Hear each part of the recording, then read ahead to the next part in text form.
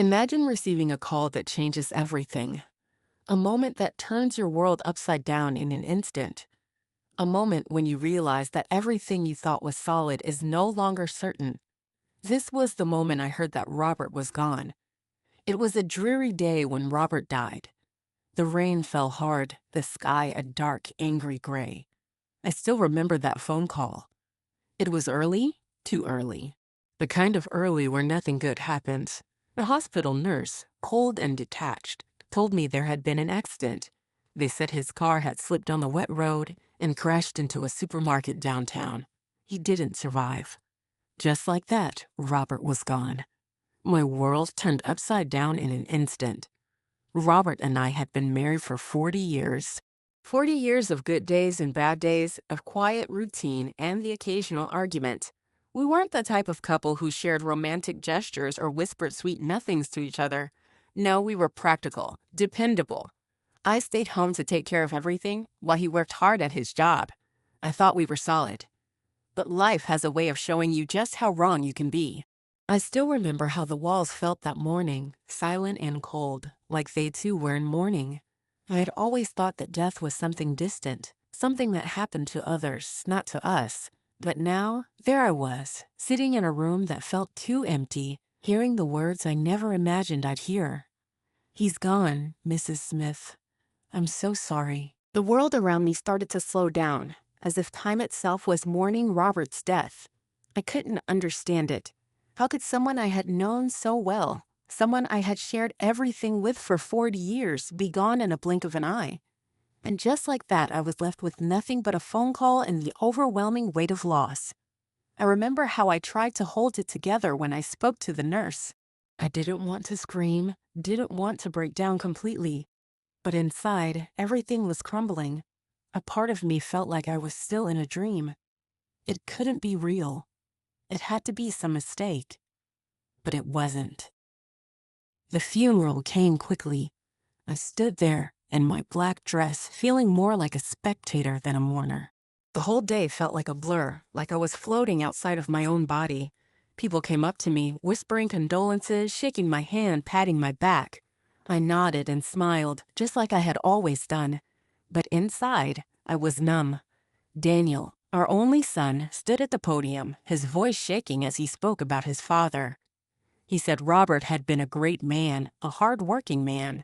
And then, in the next breath, he said something that nearly shattered my heart into a million pieces.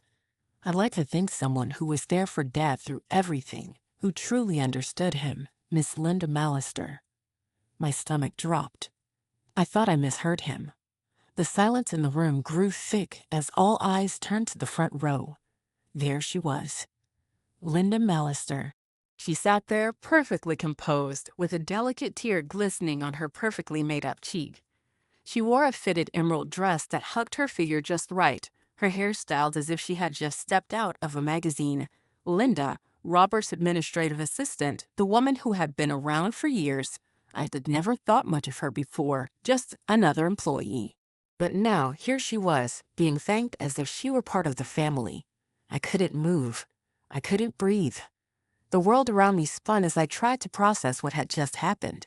My own son, standing there, thanking that woman, thankful for her presence in his father's life, while I stood off to the side, invisible. Linda, the woman who had always been there, always a little too close to Robert. I had seen the way she looked at him, the way he looked at her, but I never imagined it could be something more than just work. I had trusted him, believed in our marriage, but now all that trust was unraveling right in front of my eyes. I tried to hold myself together as the ceremony continued, but it felt like I was living in a different world. My son, the one person who should have been by my side, was the one thanking her. I felt like an outsider in my own family. And the worst part? I couldn't even get a moment to grieve before I was thrown into this world of betrayal. But what came next, what I learned in the days that followed, was even more devastating than the loss of Robert himself. Secrets, lies, and a betrayal that would leave me questioning everything I knew. The funeral was just the beginning. I had barely begun to process Robert's death, and already the cracks in my world were widening. After the service, I was lost in a haze of numbness, barely aware of the people who came up to offer their condolences. I had no strength to respond, no words to offer in return. All I could think about was Linda and the strange, unfamiliar smile on her face as Daniel had introduced her to the room like she was family. I couldn't understand it. I couldn't understand him. Linda had always been there. I knew that. She'd worked closely with Robert for years, but I had never suspected anything more. But now, after everything that had happened, it was impossible to ignore the nagging feeling at the back of my mind. I couldn't shake the image of her sitting there, the way she had looked at Robert with those soft eyes, the way he had always seemed so protective of her. And what about Daniel? How could he thank her in front of everyone like that? How could he act like she was the one who had truly understood his father?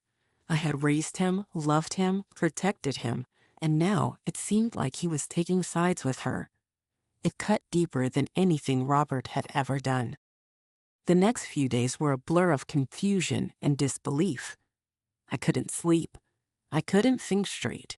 My thoughts kept returning to Linda, her presence in Robert's life, her role in everything that had happened. What had really been going on between them? Had Robert ever truly loved me? Or was I just a convenient part of his life, someone to keep the house running while he built a life with her?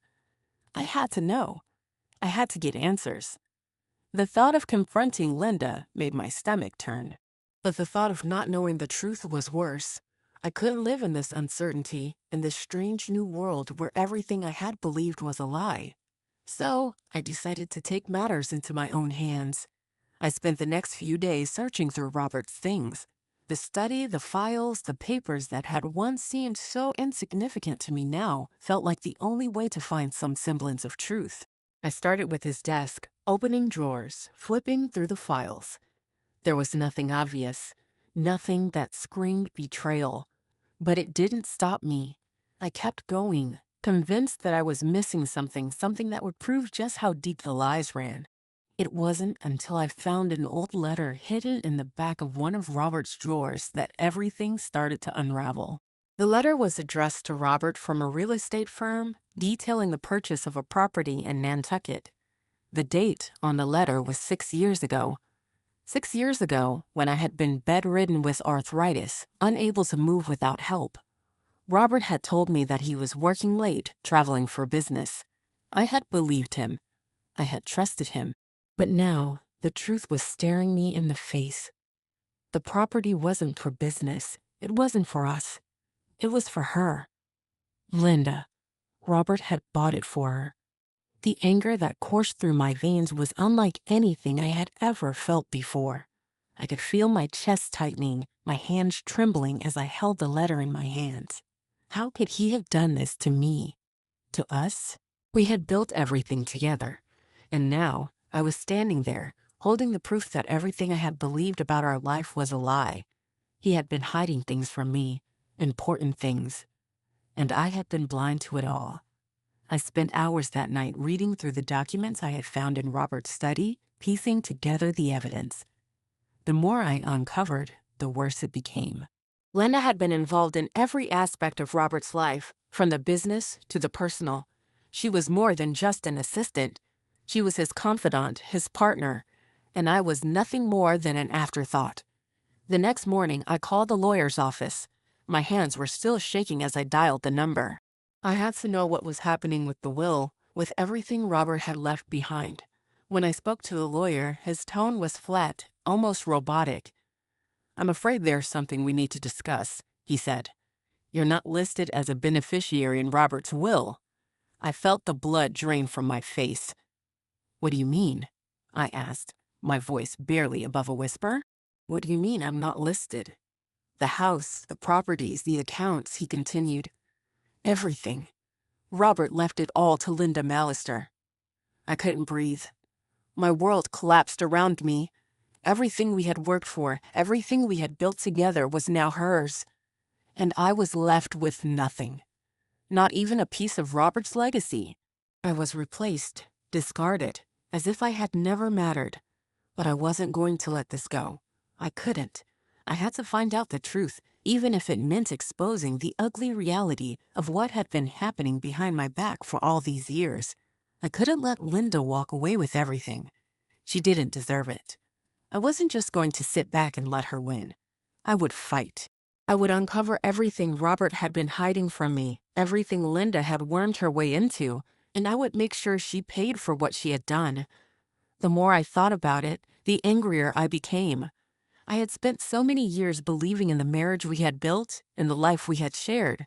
But now, it all felt like a lie, a carefully constructed illusion that Robert had woven for years. I had to know how far it went. I had to know the extent of their betrayal. I spent the next few weeks digging deeper. I started looking into Linda's background, into her involvement with Robert's company. I spent hours at the local library, combing through old company records, trying to find something, anything, that could explain what had been happening. But there was nothing. Everything seemed clean, pristine. But I knew better.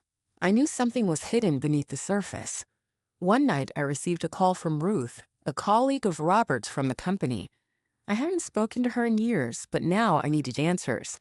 Ruth had always been sharp, reliable, and she had been Robert's business partner before I left my job. I trusted her, and I knew that if anyone had the answers I was looking for, it would be her. "Ruth, I need your help," I said when she picked up the phone. "I need to know everything about Linda. I need to know how far this goes." Ruth was silent for a moment. Then she replied, "I'll help you, Maggie. Whatever it takes." But the truth, as it always does, came crashing down on me, and what I learned from Ruth would change everything I thought I knew about Robert, about Linda, and about my son. The phone call from Ruth came late that evening, long after I had tried to sleep but couldn't. I had been awake, my mind spinning, chasing down fragments of the truth. I wasn't sure what I was expecting to hear when I picked up the phone, but what Ruth told me would alter the course of my entire life.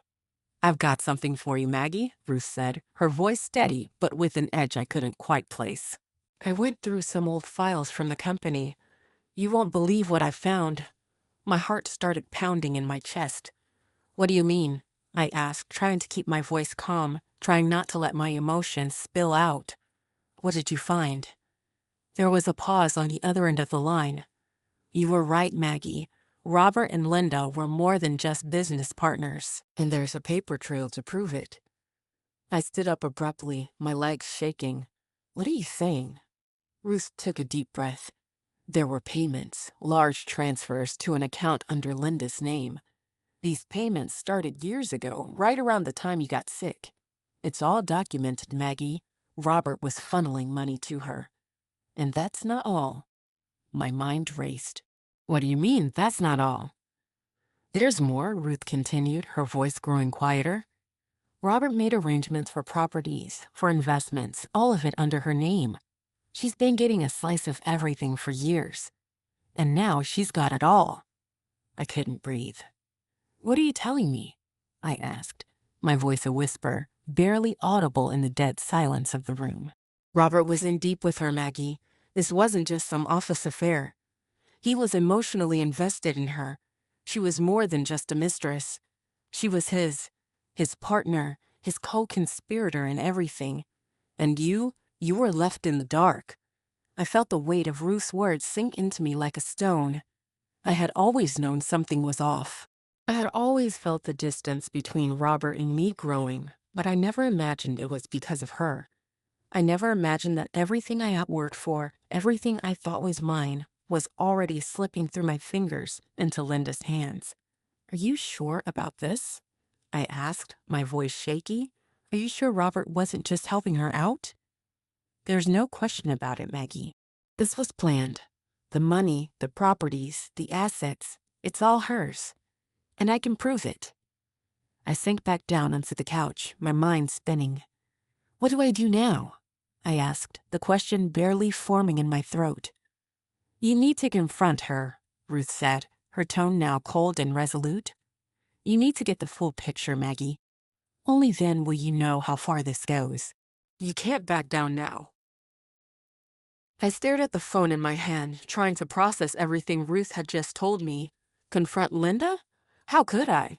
After everything that had happened, after all the lies, how could I stand face to face with the woman who had taken everything from me? The days that followed were a blur. I barely ate, barely slept. All I could think about was Linda, about how she had carefully worked her way into Robert's life, about how she had systematically taken what belonged to me. I spent hours going through the documents Ruth had sent me. Everything Ruth had uncovered was there, plain and undeniable. Robert had made sure Linda was set up for life, making deals behind my back, all the while pretending to be the man I had spent 4 decades with. I couldn't sit in this anymore. The time for asking questions was over. It was time for answers. And so, I made the decision. I would confront Linda face to face. The meeting was set for that afternoon. I could barely hold it together as I prepared to face her. I hadn't seen Linda in weeks, but the thought of her still made my stomach churn. She had always been poised, always so perfect in her appearance. But I knew the truth now. I knew the truth about everything she had done, and nothing about her carefully constructed image could hide the woman underneath. When I arrived at her office, my hands were trembling. I felt a mixture of anger and fear, neither of which seemed to calm the storm brewing in my chest. I walked into the building, my steps echoing on the polished floor as I made my way to the door of her office. I took a deep breath before knocking. "Come in," Linda's voice called from behind the door. I opened it slowly, stepping into the office where I had never been before. Linda was sitting at her desk, her perfectly manicured hands typing away at a keyboard. She didn't even look up when I entered, but the second she did, her smile faltered. "Maggie," she said, her voice sweet, but with an edge I could sense even then. "What can I do for you?" I stood there for a moment, gathering my thoughts. "We need to talk," I said, my voice steady despite the chaos inside me. She leaned back in her chair, eyeing me carefully. "About what?" "About you," I said. "About everything you've been hiding from me." Linda's eyes narrowed. "I'm not sure what you're implying." "Oh, I think you know exactly what I'm implying," I said, my anger rising. "I know about the property in Nantucket. I know about the payments, the transfers. I know that Robert left everything to you. I know about the money you've been taking from him for years." Her face didn't change, but her eyes shifted slightly, a flicker of panic passing through them before she regained control. "I don't know what you think you know, Maggie, but I assure you, none of this is how you imagine it." "You don't get to lie to me anymore, Linda," I said, my voice cold. "I've seen the evidence. I know what Robert did, and I know what you've been doing. This was never just business for you, was it?" Linda stood up slowly, her face turning pale. "You don't understand," she said, her voice shaking slightly. "You never understood Robert and me. We were partners in every sense of the word." "Partners?" I asked, incredulous. "You think I didn't see what was going on? You think I didn't see how you looked at him? How he looked at you?" "All those years, Linda, all those years I spent believing in us, in our family, and all the while you were worming your way into everything that was mine." Linda took a deep breath as if trying to regain her composure. "Maggie, you don't know the whole story." "I don't need to know the whole story," I snapped. "I know enough, and it's enough to make sure you never get away with this." She looked at me for a long moment, as if weighing her options. Then she spoke, her voice cold and almost threatening. "You think you can take everything back, Maggie? You think you can just undo what's been done?" "I'm not done yet, Linda," I said, my voice low and determined. "I'll make sure the truth comes out, no matter what it costs." She stared at me, her gaze hardening. "We'll see about that." The confrontation was just the beginning. What I didn't know then was that Linda had a plan of her own, and the battle for everything Robert had left behind was far from over. I had thought that walking into her office, confronting her with everything I knew, would be the final step, the last piece of the puzzle. But I quickly learned that Linda was no longer the passive assistant I had once believed her to be. She was a force, a woman who had been waiting for this moment, prepared for anything I threw at her. 4 days after our meeting, I couldn't shake the feeling that something was off. Linda's calm demeanor, her unflinching confidence had been unsettling. She wasn't rattled. She wasn't worried. If anything, it seemed like she had expected me to confront her. It was as if she had already been preparing for this, knowing that I would eventually discover the truth. I spent the following weeks stewing over every detail, every moment from that meeting, trying to make sense of it all. But the more I thought about it, the more I realized that I was just one piece in a much larger game. Linda wasn't just trying to take Robert's fortune. No, she had been orchestrating this entire thing, using him as her pawn in a much bigger scheme. The thought made my blood boil.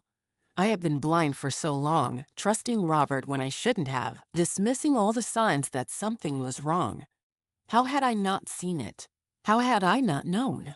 I spent hours at Robert's old study, flipping through the papers, the letters, and the documents Ruth had provided. I went through them again and again, trying to find something I had missed. Then I found it. Hidden in a drawer beneath a pile of legal contracts was an envelope. It was addressed to me in Robert's handwriting, but it wasn't a letter I had ever seen before. With trembling hands, I opened it. The words inside were brief, but they hit me like a punch to the stomach. Maggie. If you're reading this, then something has happened to me. I don't know how, but I'm leaving everything to Linda. I know this will break your heart, but there are things I've done that you will never understand. I'm sorry. You deserve to know the truth. I stared at the letter, my mind racing.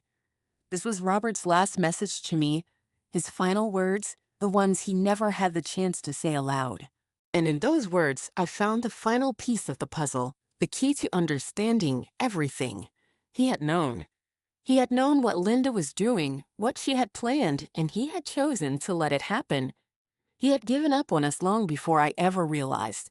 And now, everything I had worked for, everything I had believed in, was gone. It was in that letter, written by his hand, that I understood the depth of his betrayal. I couldn't breathe. The weight of it all crushed me. Robert hadn't just betrayed me in his actions. He had betrayed me in his silence. And Linda, she had been part of that betrayal from the very beginning. I had always believed that marriage was about trust, about partnership. But Robert had torn that apart in ways I couldn't even comprehend. And Linda, the woman who had once seemed so insignificant, had been playing a much bigger role in his life than I could have ever imagined. But that wasn't enough. I wasn't ready to let this go.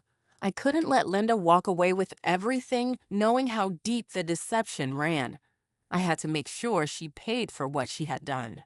And it wasn't just about money, it was about taking back control of my life, about reclaiming my dignity, and about making sure the truth came out. I called Ruth the next day. I couldn't keep this to myself anymore. Ruth, I need your help, I said, my voice steady but full of resolve. I've found something that changes everything. It's not just about the money.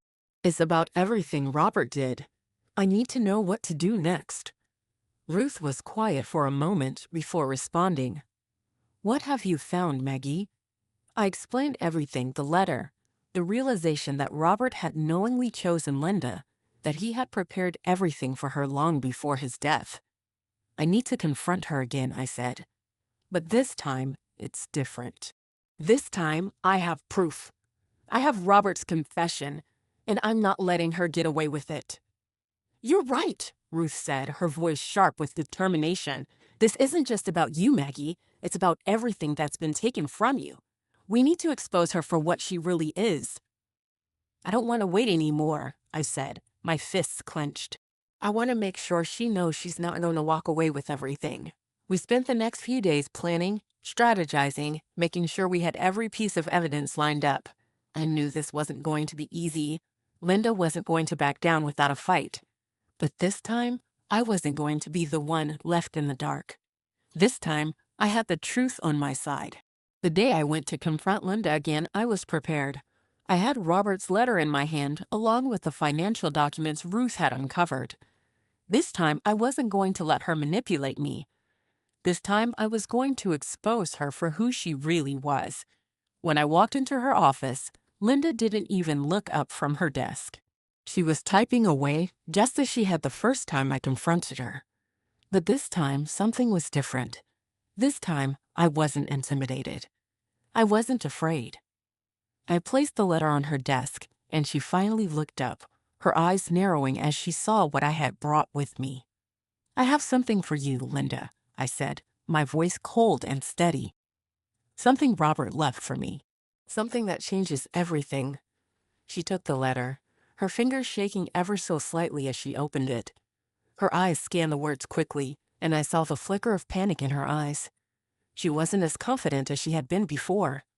"You can't do this," she said, her voice rising in anger. "This is private." "You have no right to—" "I have every right, Linda," I interrupted, my voice firm. "This is my life, my family, and I'm done letting you take what's mine. Robert may have left everything to you, but that doesn't mean you get to destroy everything we had." She stood up, her face flushed with frustration. "You don't understand. You never did." "Oh, I understand just fine," I said. "And now you're going to pay for what you've done." The fight wasn't over yet. Linda had one last trick up her sleeve, and I was about to face a battle that would change everything. But no matter what, I was going to make sure the truth came out, no matter the cost. After my confrontation with Linda, I could feel the walls closing in around me. It wasn't just about the money anymore. It was about something deeper, something much more personal. I had learned too much, seen too much to walk away quietly. Linda had manipulated Robert, but now she had to answer for everything she had done. In the days following our last meeting, I barely slept. Every waking moment was consumed with the thought of Linda, of how she had wormed her way into Robert's life, of how she had taken everything I had built. I could still hear the words she had said when she tried to defend herself. "You don't understand." But I understood more than she thought. And that's what terrified her. I had the proof, and I was determined to use it.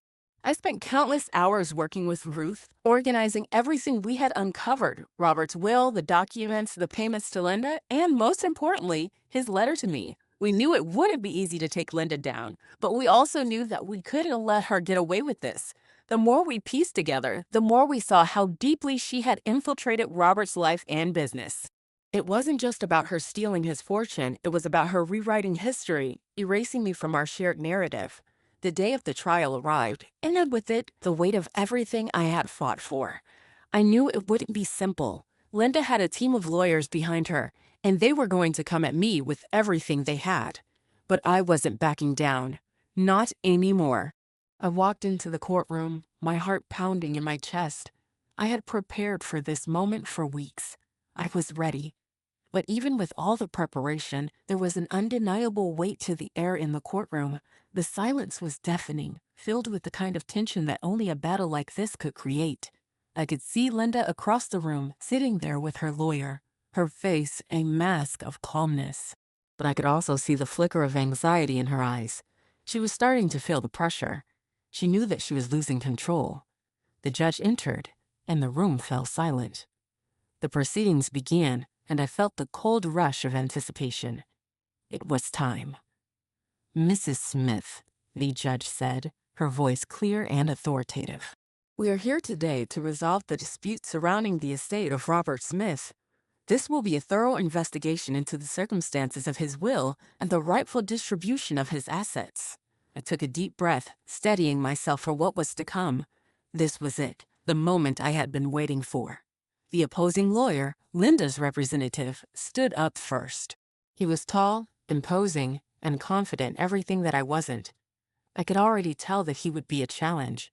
He was one of the best in the business, and I knew he would stop at nothing to make sure Linda came out on top. "Your Honor," he began, his voice smooth, persuasive, "we stand here today because of a tragic and unfortunate loss. Mrs. Smith, understandably, is grieving the death of her husband, and we sympathize with her. However, the terms of the will are clear.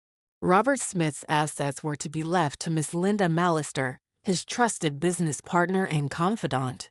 I clenched my fists in my lap. Confidant? I thought bitterly. More like co-conspirator. The lawyer continued, painting Linda as the devoted assistant who had worked tirelessly with Robert for years. He spoke of their shared vision, their mutual respect, and how Robert had entrusted her with the future of his legacy.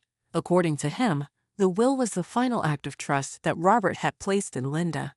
I could feel the anger rising inside me as he spoke, but I was prepared. I had evidence that would turn everything on its head. As much as I hated hearing Linda's name spoken with such reverence, I knew I had to remain calm. The truth would come out, no matter what they tried to say. When it was finally my turn, I stood up, my voice steady despite the storm swirling inside me. I didn't need to say much, just the truth. Your Honor, I began, my voice echoing in the courtroom, I'm here not just as a widow, but as a woman who's been wronged. For 40 years, I shared my life with Robert. For 40 years, I stood by him, supported him, and believed in the love we shared. And yet it is not I who is the beneficiary of his estate. It is not I who inherited the life we built together. It is Linda Mallister. I paused, letting my words sink in. I could see the jury, their faces filled with a mix of confusion and concern. Linda's lawyer was already preparing to argue, but I was ready. Robert knew what he was doing, I continued, pulling out the letter he'd written to me. This letter, written by Robert himself, shows that he had planned everything. He knew he was leaving everything to Linda, and he made sure I understood why. But what Robert didn't understand was that he wasn't just betraying me. He was betraying the life we had built, and he was betraying the trust of his family. The room was silent as I held up the letter, allowing everyone to see the damning evidence. This letter proves that Robert knew exactly what he was doing. He made his choice, and he chose her over me. But that doesn't make it right. And that's why we're here today. I could feel Linda's gaze burning into me from across the room. She looked stunned, almost as if she hadn't expected me to have this kind of evidence. But I could also see the crack in her facade. She was beginning to unravel. The lawyer stood up, attempting to dismiss the letter as irrelevant. Your Honor, this letter was written in private. It's a personal statement not legally binding. It cannot be used to question the terms of the will. But I was ready for this. It's not just about the will. It's about the betrayal, the manipulation. Robert was more than just a businessman. He was a husband, a father, and his actions, his decisions, should reflect the truth. Linda did not deserve what Robert gave her, and it's time we stopped pretending that everything was fine. The judge nodded, signaling for the lawyer to sit down. Linda's lawyer seemed frustrated, but I could see the truth was starting to settle in. The case wasn't as clear-cut as they had hoped. As the trial continued, I watched Linda, her cold eyes never leaving mine. I had learned the hard way that Linda was capable of anything. But what she didn't know was that I wasn't backing down. I had the truth on my side, and I wasn't going to let her get away with stealing Robert's legacy. The next few days were a whirlwind of testimonies, evidence, and arguments. But every time Linda's lawyer tried to strike back, I was ready. Ruth helped me gather more evidence, financial records, bank statements, emails, all of which painted a clear picture of Linda's manipulation. Robert hadn't just given her everything, he had been complicit in her scheme. Finally, after what seemed like an eternity, the judge called for a recess. When we returned, the judge had made her decision. After careful consideration of all the evidence presented, she began, and in light of the actions of both parties, I have come to a conclusion. Linda Mallister, while trusted by the late Robert Smith, engaged in actions that were not only questionable, but also fraudulent. Therefore, I hereby declare that Robert Smith's will is to be amended, and all assets previously allocated to Linda Mallister are to be returned to the estate. The remaining assets will be distributed accordingly to Mrs. Maggie Smith. I couldn't believe it. The relief that washed over me was overwhelming. I had won. Linda had lost. But more than that, the truth had come out. The lies, the deceit, the betrayal, it was all exposed. I walked out of the courtroom that day, my head held high. The battle had been long, but it was worth it. I had reclaimed what was rightfully mine, and in doing so, I had taken back control of my life. And just like that, the battle was over. But for me, it was only the beginning. A new chapter has begun, one where I no longer let the past define me. I've reclaimed my life, my dignity, and most importantly, my future. This journey has shown me that no matter what life throws at us, we always have the strength to rise, to fight, and to take back what's ours. I want to thank you for being here, for watching, and for following me through this incredible journey. If you've ever faced betrayal, hardship, or the feeling of being lost, just remember you are not alone, and there's always hope for a new beginning. If you enjoyed this story, don't forget to hit that like button and subscribe for more gripping, real-life tales like this one. Your support means the world to me, and I promise you there's a lot more to come. And don't forget to hit that notification bell so you never miss a new video. Thank you again for watching, and I'll see you in the next video. Stay strong and always remember, you control your own story.